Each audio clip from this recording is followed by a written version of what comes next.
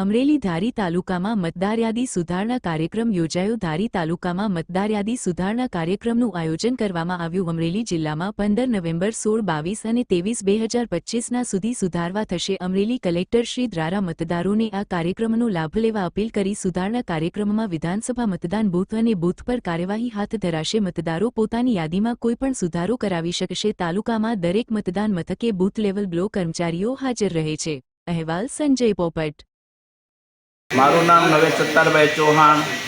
સરકાર દ્વારા જે એસઆઈની કામગીરી ચાલુ છે મતદાર યાદી સુધારણાનું ને એનું કે એના અનુલક્ષીની અંદર નવી વસાહત પ્રાથમિક શાળાની અંદર BLO દ્વારા મતદારો માટે મતદાર યાદોની અંદર અત્યારે નામ સુધારણાને જે પ્રોગ્રામ ચાલુ છે એની અંદર મેં મદદ માટે આવેલા છીએ ને નાના દરેકની અંદર મદદરૂપ થાય એ રીતે અમે લોકો અહીંયા ઊભા છે ખડે પગે।